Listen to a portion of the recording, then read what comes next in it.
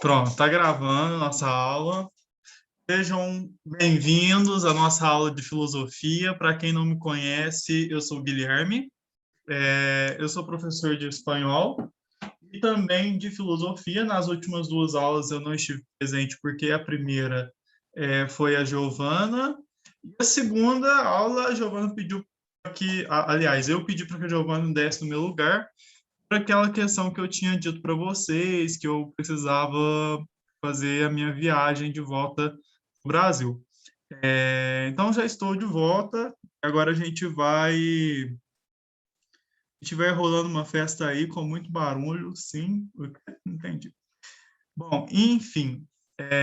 Então, gente, eu sou o Guilherme, eu sou do curso de Direito aqui da nossa UENG de Passos, no quarto ano do curso de Direito. Para os que não me conhecem, muito prazer. Para os que já me conhecem da outra aula de espanhol, da aula de espanhol, bem-vindos novamente, que bom ter vocês com a gente de novo. Vou pedir para vocês que, se for entrando gente aí, vocês vão me avisando, porque eu vou passar slide e acaba que eu não vejo. Ou às vezes eu vejo, mas um momento aqui foge. E aí, se vocês verem alguém pedindo para entrar, vocês me avisem que eu adiciono, tá? Beleza.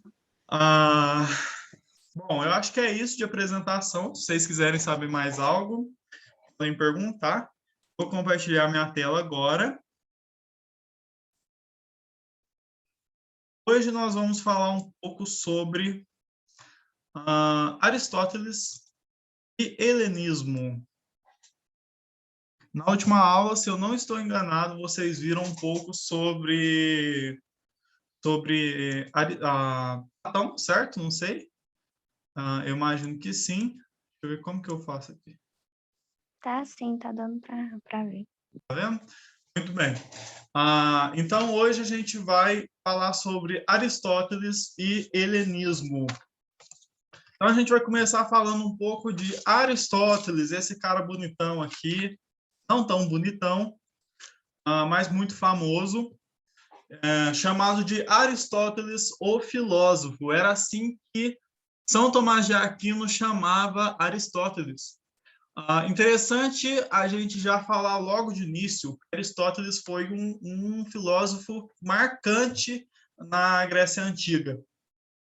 Inclusive, o Aristóteles foi um filósofo muito respeitado por São Tomás de Aquino. São Tomás de Aquino não se considerava um filósofo, mas ele respeitava muito Aristóteles. E Aristóteles, muito famoso e também muito inteligente, né? Estudou várias matérias, várias disciplinas aí importantes para a humanidade.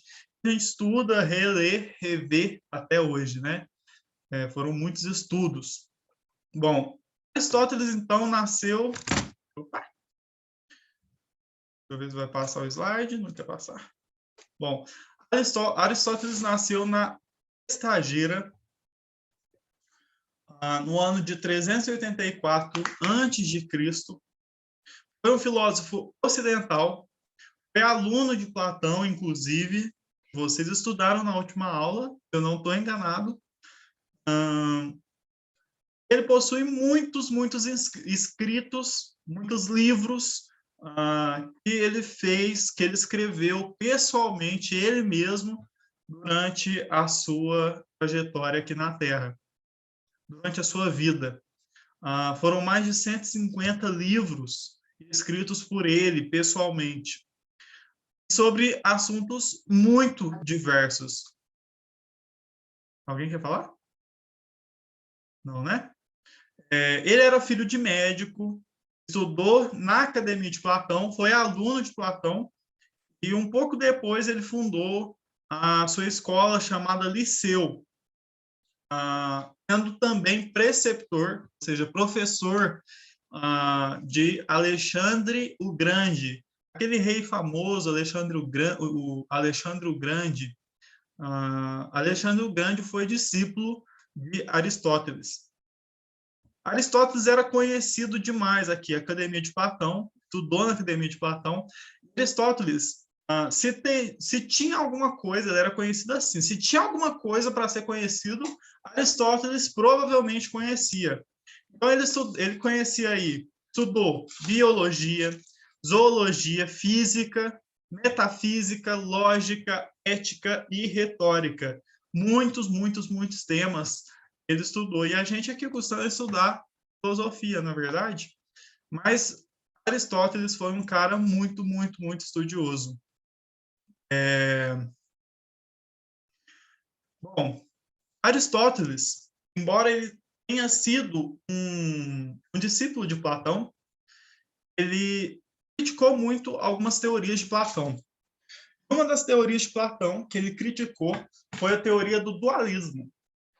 Aristóteles criticou essa teoria do dualismo porque Platão ele pensava que existia um mundo inteligível e um mundo sensível, o mundo das ideias, um mundo que não se pode tocar, o nosso mundo sensível. Para Aristóteles, o conhecimento ele não vinha desse mundo das ideias, que tanto falava Platão. Pelo contrário, o conhecimento ele vinha através da experiência sensorial, aquilo que eu posso tocar do mundo sensível, desse mundo aqui de sentidos, que eu posso tocar, que eu posso ver, que eu posso sentir. Aristóteles, então, vai dizer que é muito difícil falar de algo que você não conhece. E como provar esse mundo inteligível, se a gente não conhece, se a gente nunca viu esse mundo inteligível? Então, Aristóteles vai fazer uma crítica a esse mundo das ideias criado por Platão, e vai dizer que, na verdade, o conhecimento ele vem daqui do mundo sensível mesmo, ao contrário do que dizia Platão. Então, o conhecimento advém das experiências sensoriais, do mundo sensível, certo? Aí tem essa obra famosa, e também, antes da gente falar dessa obra aqui, essa obra chama A Escola de Atenas, é uma obra famosa, e inclusive pode cair no Enem, mas uma coisa que eu quero pontuar para vocês é que essa parte de Aristóteles, ela cai muito no Enem, então eu quero muito que vocês se atentem para isso, a essa parte do Aristóteles, porque tem bastante coisa que cai no Enem dessa parte da filosofia. Vejam, aqui a gente tem do lado esquerdo Platão apontando para o céu, e do lado de Platão tem Aristóteles apontando aqui para a Terra, né? E Platão vai falar. E aí, né, o que conta essa pintura é que os dois estão tendo uma dialética. O que é uma dialética? É um diálogo entre duas pessoas. Estão tendo uma dialética aqui, falando que Platão dizendo que não, o conhecimento ele vem do mundo das ideias, do inteligível. Mas Platão está falando, mas Aristóteles está falando, não, o conhecimento ele vem do mundo sensorial, do mundo das experiências, certo? Essa é uma obra muito, muito, muito famosa, tá, gente? De Platão e Aristóteles. Vocês sempre vão ouvir falar dessa obra quando estudam. Ela. Oi? Já vi muito ela, mas eu nunca Sim. tinha entendido, agora que eu entendi. Sim, essa obra vocês vão ver em muito. Sempre que você estuda Aristóteles, provavelmente você vai se deparar com ela. E é isso, Aristóteles está falando, não, é aqui, é no mundo sensorial que está o conhecimento. E Platão vai falar, não, o conhecimento está no mundo das ideias, né? Bom, seguindo, a gente vai falar um pouco da política aristotélica. A Guilherme, política, posso fazer uma pergunta? claro. Platão, então, ele era da ideologia, então? Vamos dizer assim? Ele era um ideólogo? Sim, sim. Platão, ele sempre é... Vocês estudaram, foi Platão mesmo na última aula? Eu estou falando porque eu não tenho certeza. Eu vi lá o cronograma, mas não tenho certeza. Vocês estudaram, foi Platão? Sim, foi o Platão. Foi. Então, seria aquela teoria do dualismo. Vocês falaram sobre a teoria do dualismo? Ou não? Ué, Eu acho que não. eu não tô lembrado, não. Vou fazer o seguinte, eu vou tentar ou pegar uma videoaula curta para explicar sobre o dualismo, que eu acho fundamental que vocês entendam o dualismo. E ou se eu não conseguir uma videoaula, eu vou gravar uma videoaula para vocês. Vou estudar para isso e vou gravar uma videoaula. Mas é basicamente o dualismo, ele vai falar que existe o mundo das ideias, e é nesse mundo das ideias, nessa questão de viajar um pouco, que você vai descobrir o conhecimento. E o Aristóteles vai falar que o conhecimento ele está mais aqui naquilo que a gente pode tocar, nas experiências nossas. Depois eu vou ver se eu encontro uma aula sobre dualismo para vocês entenderem um pouco melhor, certo? Certinho, obrigado. Por nada. Então, continuando. A política para Aristóteles. Inclusive, ele escreveu um livro chamado A Política. A política para Aristóteles, ela veio como uma política do homem comum. Só que vocês vão perceber que, na verdade, era comum para ele, e a gente sempre tem que pensar na filosofia como algo criado para a época deles. Aristóteles criou essas teorias para a época dele, né? Então para ele era bem homem comum, mas se a gente for analisar nos dias de hoje, eu não consigo ver muito bem como uma teoria, uma política do homem comum. Vocês vão ver por quê. Na verdade, essa política do homem comum, para que esse homem comum seja um homem político, e aí lembrando que todas as pessoas são políticas, porque política é um homem que vive em sociedade na polis.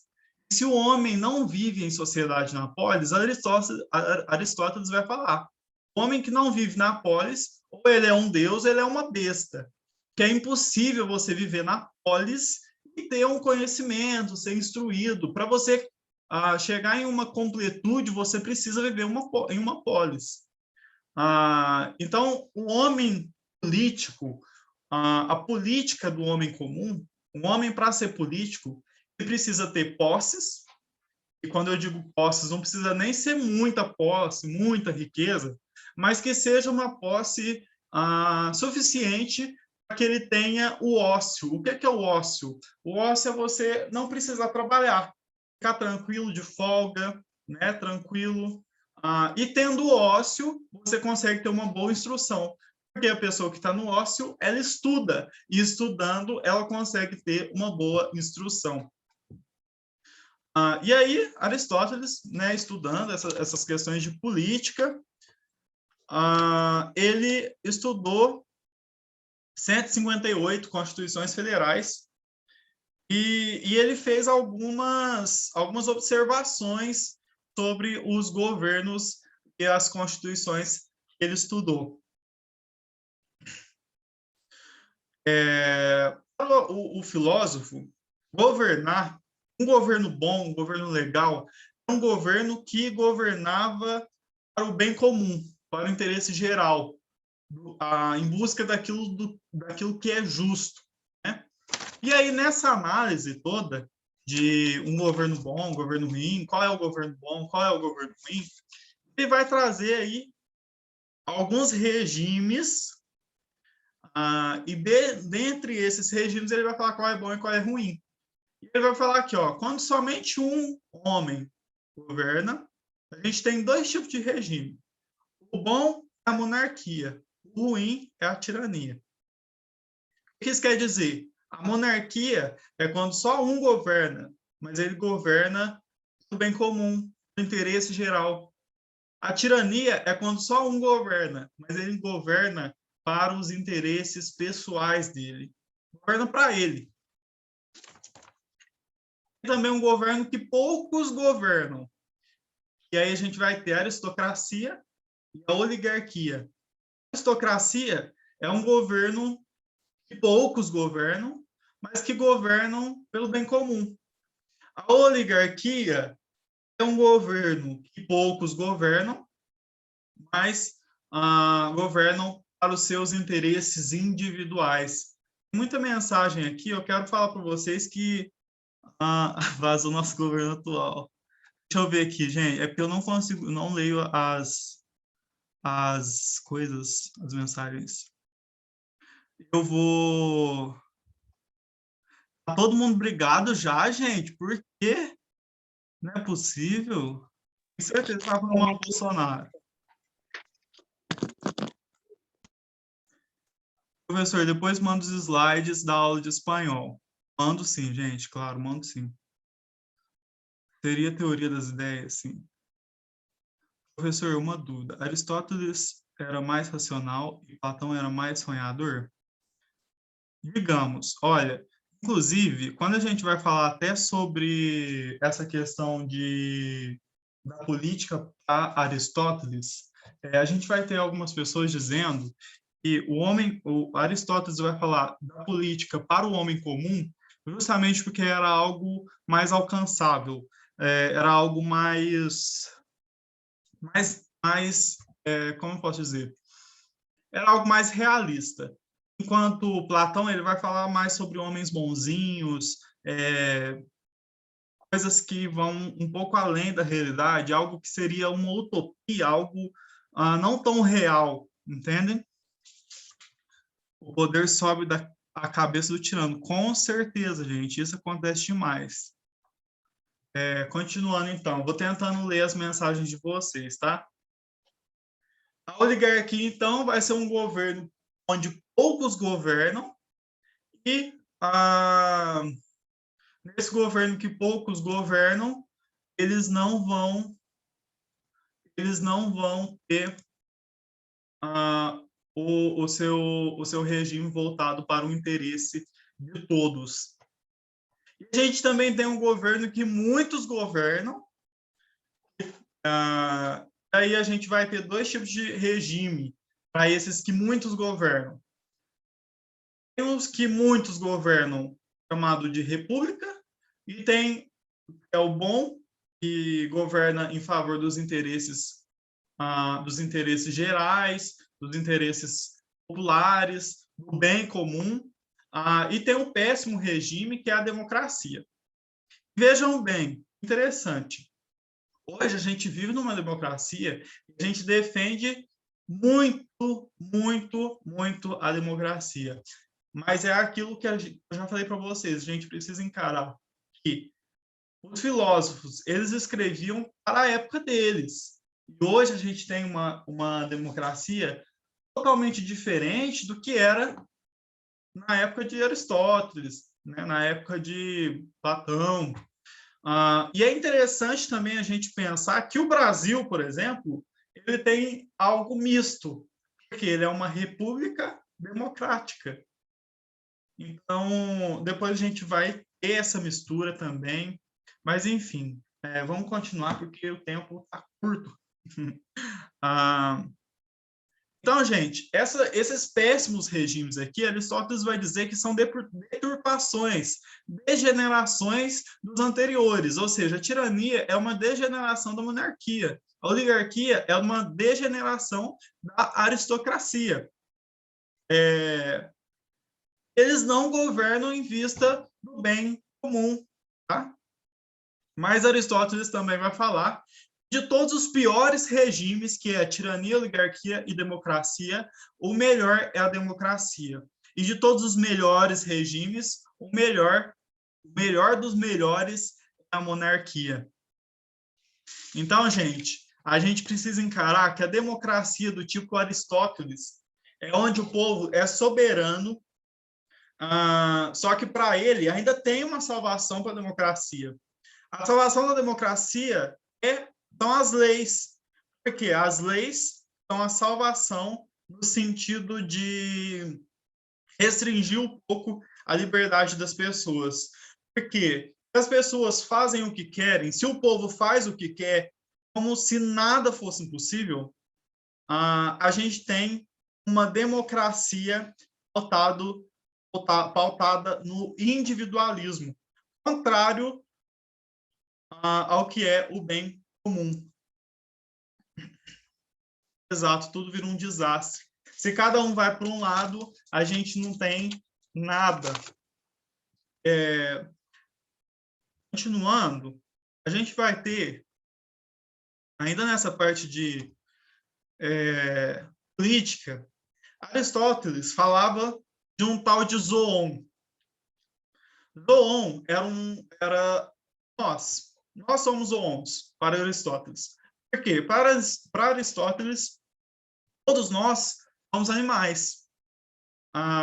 E os animais, para ele, os animais que vivem em uma polis, o que é uma polis? A cidade da Grécia, eram os politikons. Então, os zoopolitikons são os animais que viviam na polis, eram racionais. Olha só, que loucura. Parece até um pouco preconceituoso. Zoopolitikon, animais racionais. Os animais que viviam na polis eram racionais. Então, Aristóteles sempre vai falar que somente quem vive na polis consegue ser educado. Somente quem vive na Grécia, somente quem é grego consegue ser educado. Somente os gregos podem ser educados. Somente os zoopolitikon podem ser educados, instruídos, bem instruídos. E quem não vive na polis é uma besta, eu já disse para vocês, é uma besta ou um deus, porque nós precisamos da polis para crescer, para evoluir. Um pouco preconceituoso. Ai, gente, vocês são engraçados. Continuando, então.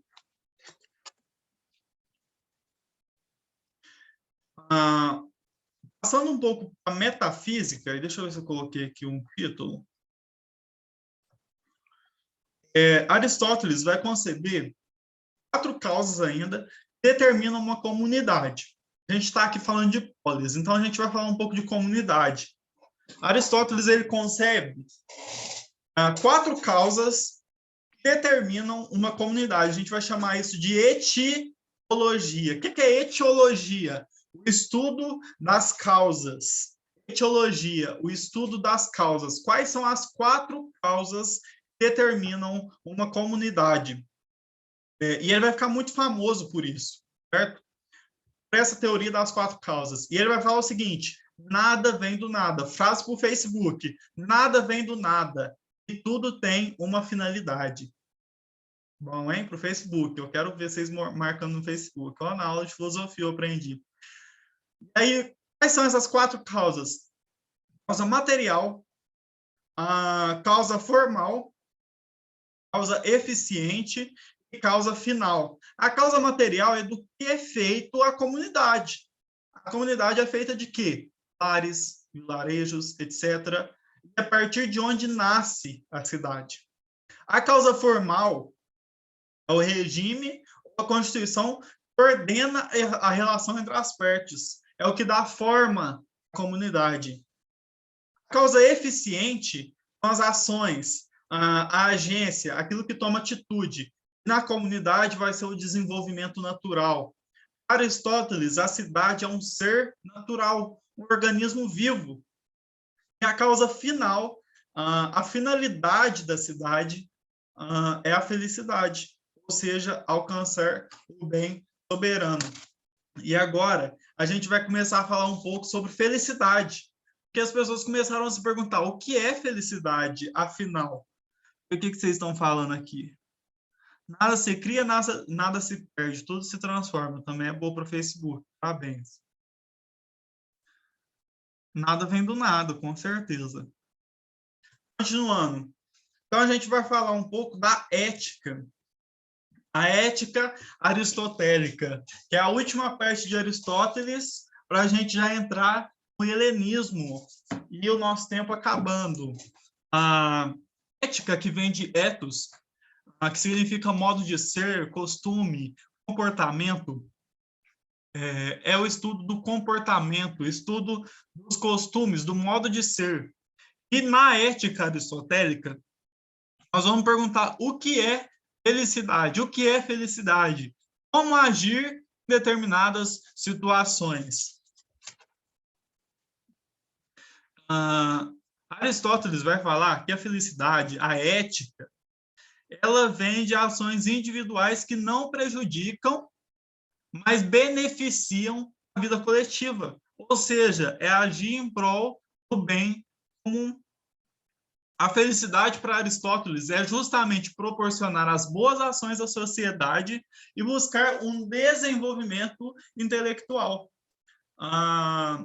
Então, o que eu devo fazer? Eu coloquei aqui. Não coloquei. O que fazer? A ética ela vai dizer isso. O que fazer?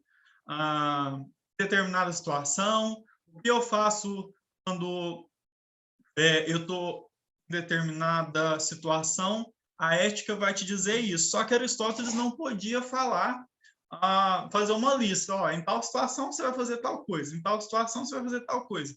Não, ele só deu os passos e você mesmo vai atrás da ética, de ser uma pessoa ética. No nosso dia a dia, a gente vai ter milhares de situações ocorrendo diariamente, todos os dias. E nós devemos ser uma pessoa bem instruída para exercer atividade política. E é aquilo que eu disse para vocês. Todo mundo é político. Por quê? Quem vive na polis, quem vive na cidade, é político. Polis, político, vem de polis. É aquele que vive na cidade.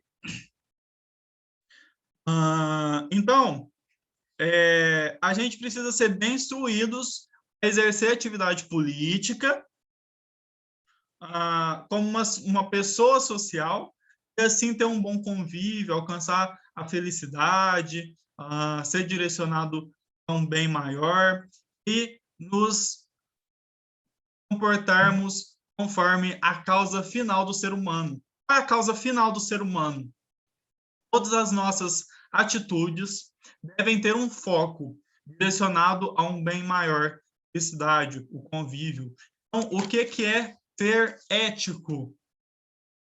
É ter a eudaimonia, felicidade como a causa final do homem. E aí ele vai falar, a felicidade, ela vem de virtudes. E as virtudes, elas vêm através de uma boa instrução.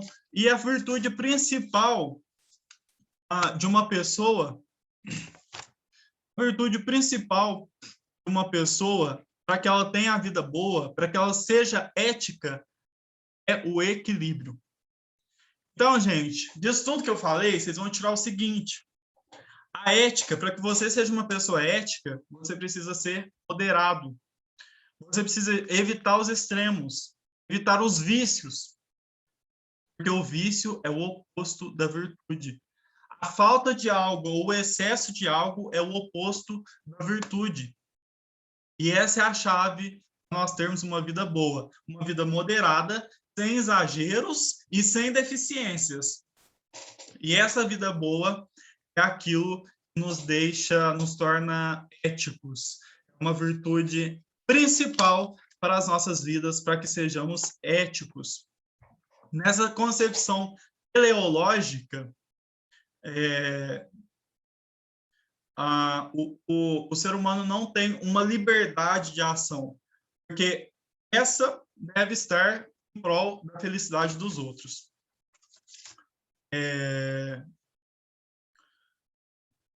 Bom, gente, deixa eu ver aqui. Essa parte a gente já acabou. E a gente pula, então, para o helenismo, que o nosso tempo já está no finzinho.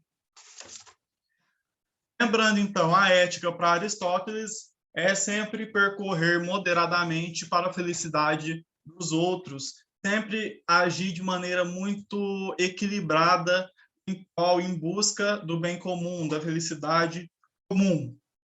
Estou ficando sem voz.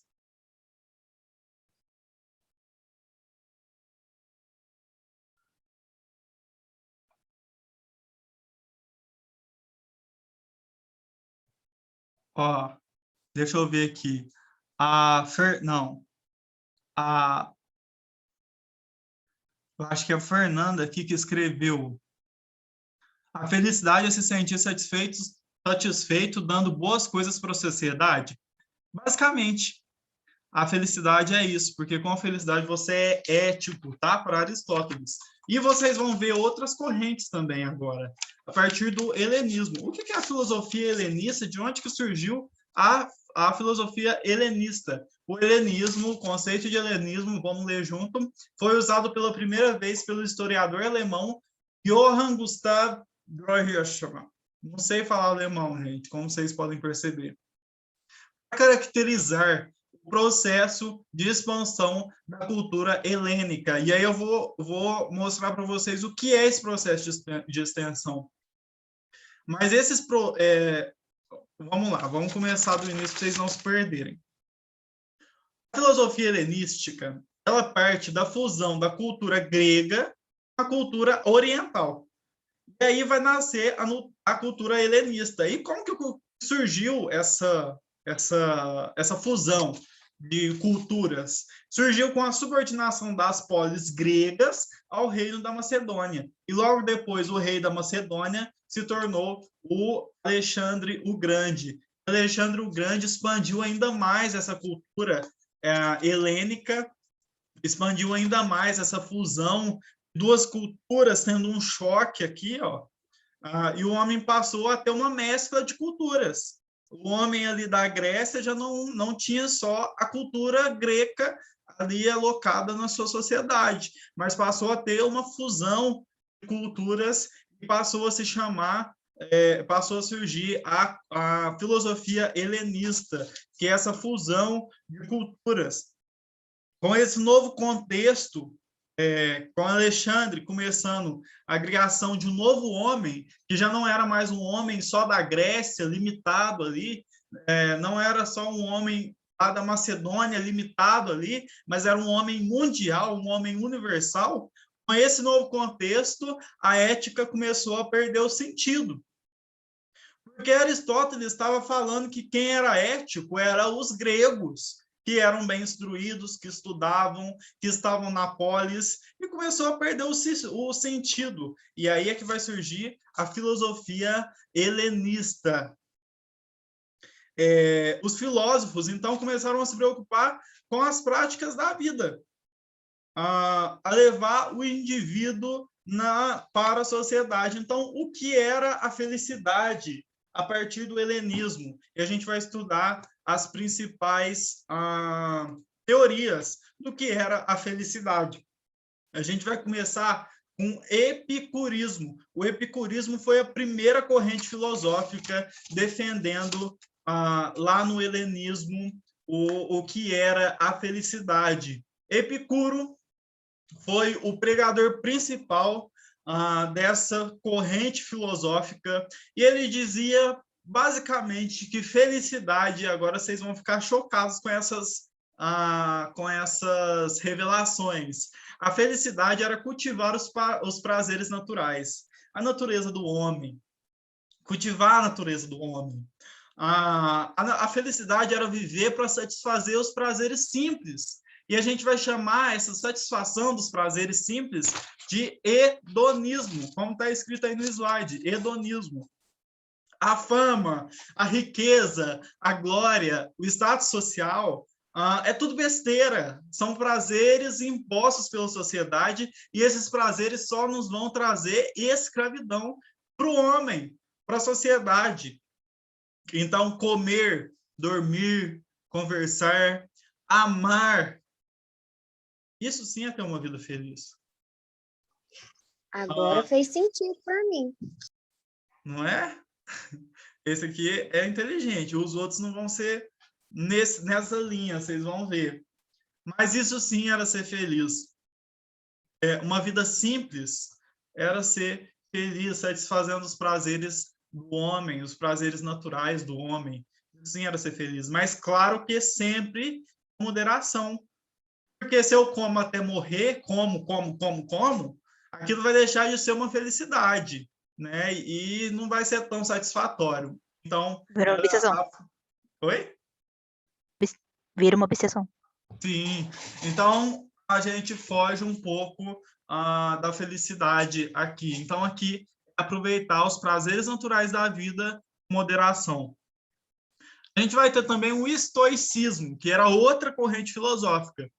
Quem defendia principalmente essa corrente aí vai ser o Zenão de Cício. Parece um cara que mora aqui na minha cidade que chama Zenão. Zenão de Cício. Nome legal, né, gente? Meio estranho, né?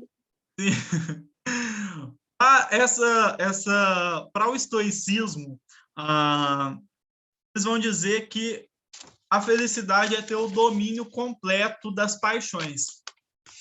É aceitar o destino, não temer a morte, porque todo mundo vai chegar à morte um dia.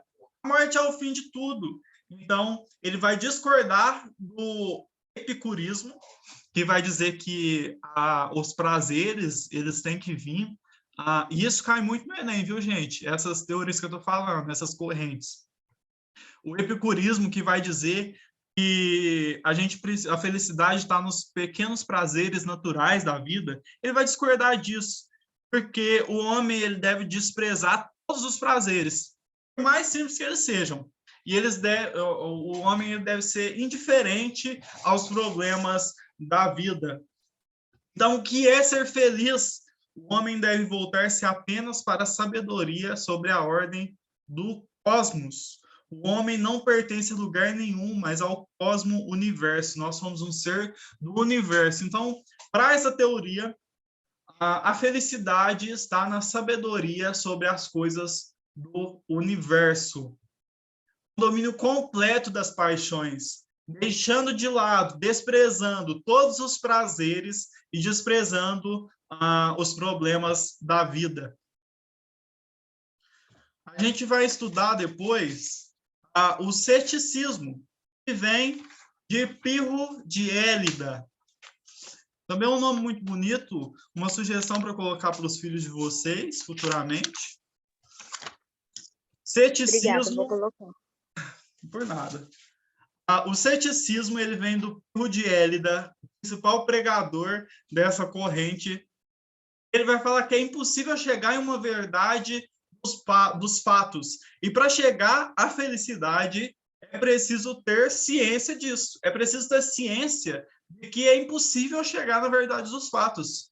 O que é certo, o que é errado, o que é justo, o que é injusto. Tudo isso é relativo. Vai depender muito de onde você está, do que você faz, de quem é você. Então, para ser um homem sábio, não é possível ter certeza do que é certo ou errado e ter ciência disso.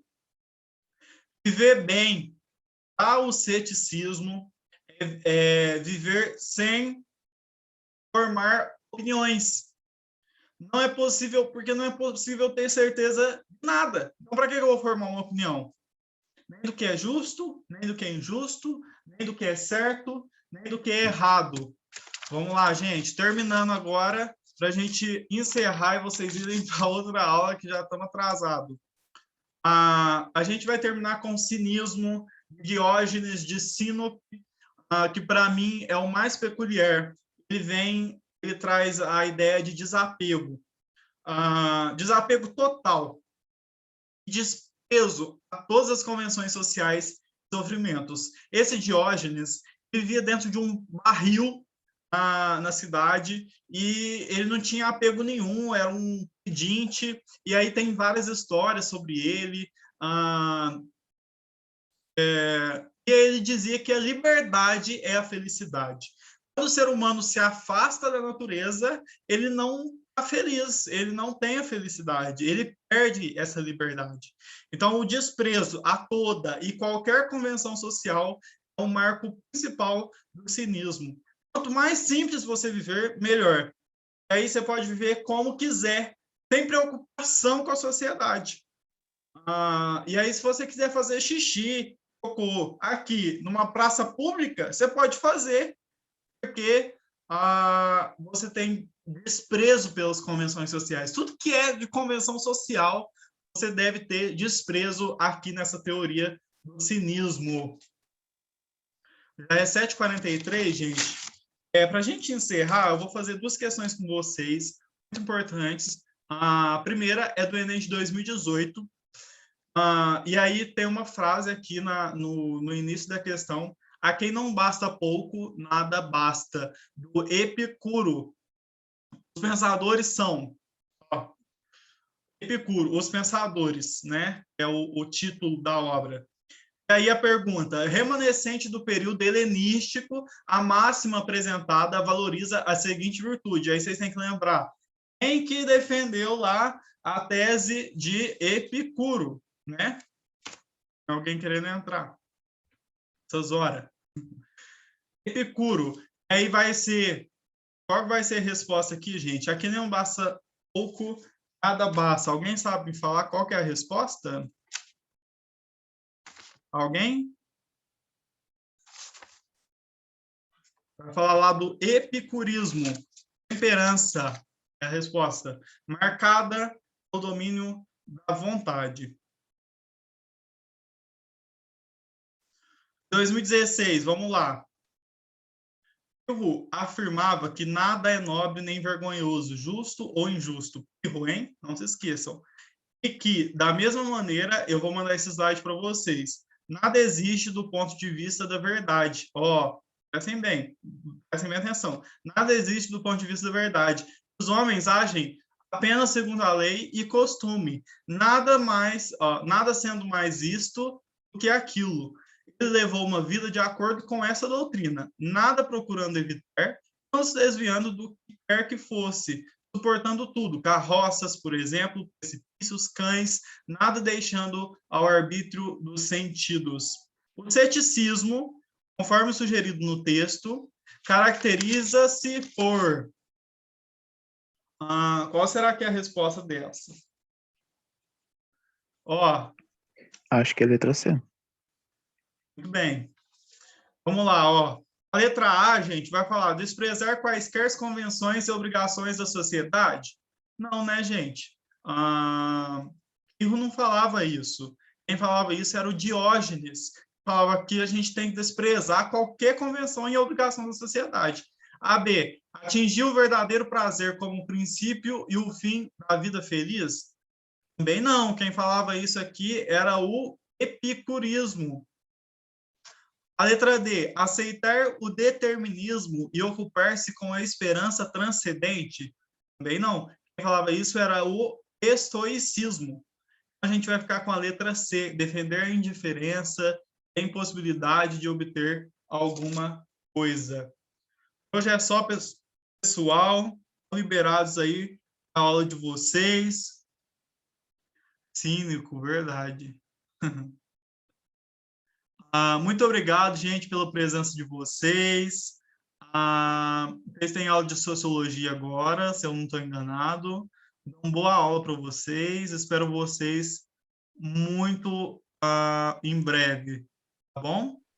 Na próxima semana não sou eu que vou dar aula de filosofia, vai ser a Giovana, tá? E aí na outra vai ser eu. A gente vai trocar de 15 em 15 dias, mas eu tô lá na aula de espanhol, tá? Um beijo, gente. Fica com Deus. Muito obrigado. Vou disponibilizar a aula e também o material para vocês. Tchau, boa noite. Tchau, boa noite. Boa noite, tchau. Boa noite.